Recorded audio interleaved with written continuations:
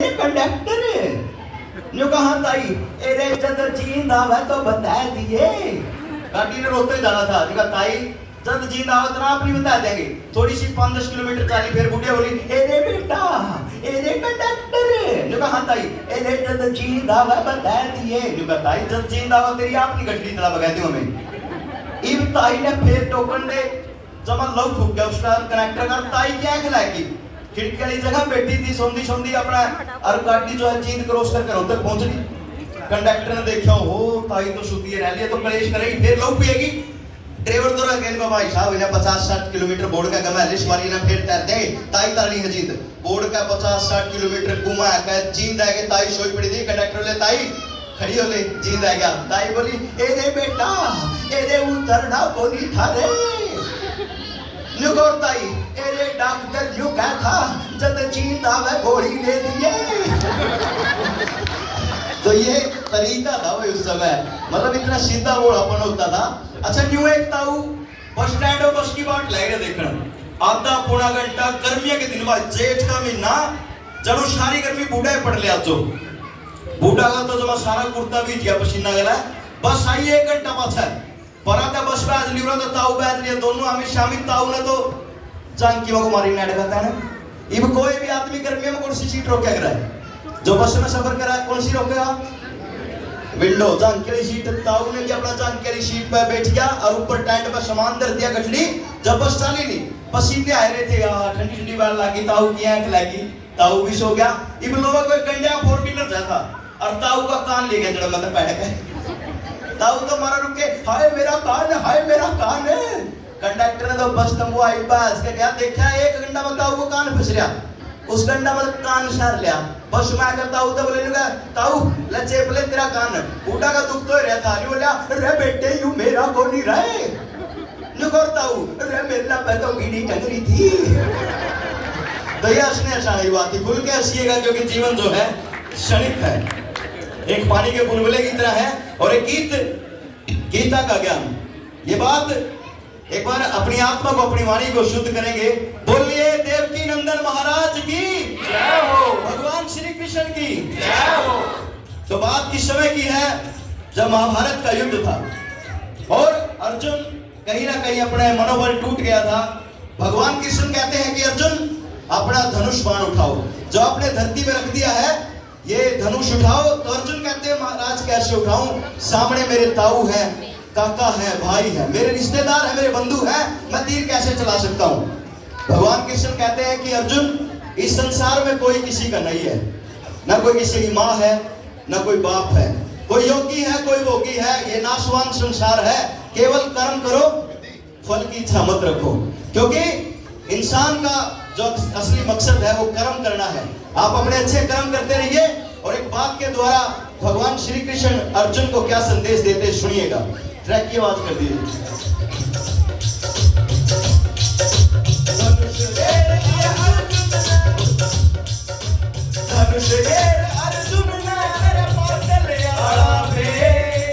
श्री कृष्ण जी लगे सुनाने गीता का उपदेश,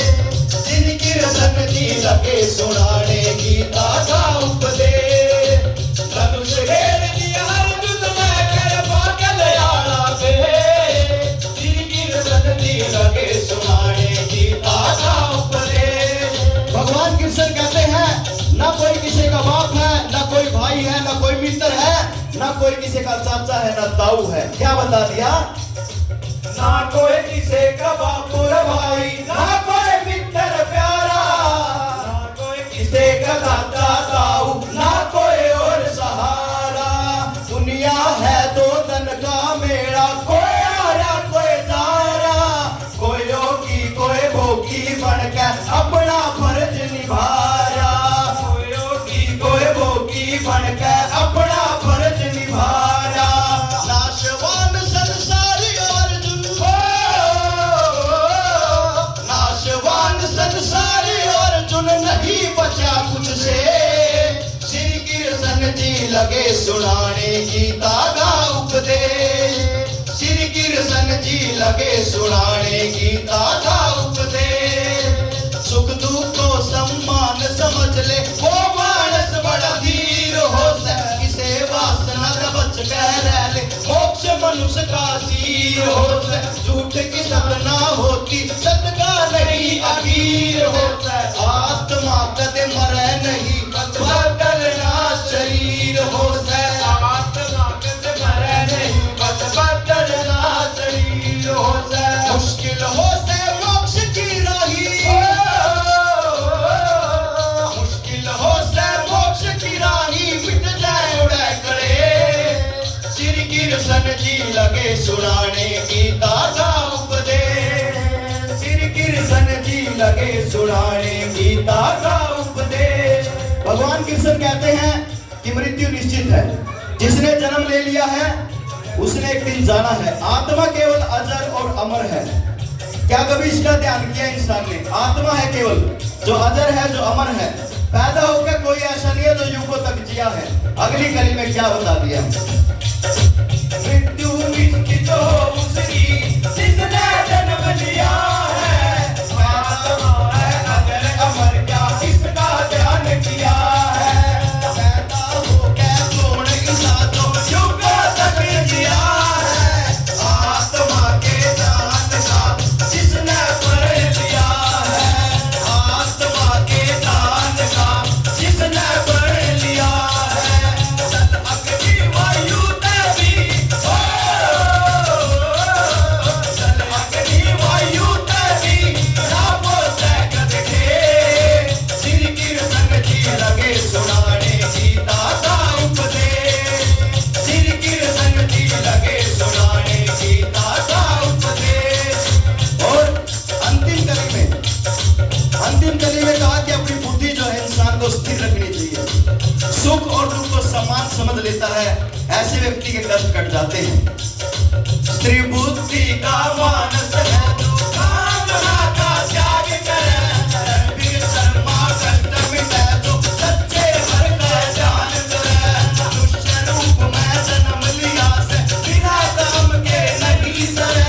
आत्मा परमात्मा हो किसे चीज में नहीं डरे आत्मा परमात्मा हो किसे चीज में नहीं डरे अस्तर सत्तर पाठ सकेला अस्तर सत्तर पाठ सकेला चले कोई से सिर गिरसन जी लगे सुनाने गीता का उपदेश सिर गिरसन जी लगे सुनाने गीता का उपदेश बोलिए देवकी नंदन महाराज की जय हो और जाते जाते एक और चुटकुले के साथ हंसा कर जाऊंगा तो ये भगवान श्री कृष्ण ने उपदेश आप सभी समझते हो उसका महत्व भी जानते हो अच्छा नेचुरल सी बात है आजकल वो चीजें नहीं रही जो पहले थी जो देसी घी का खाना था जो टिंडी थी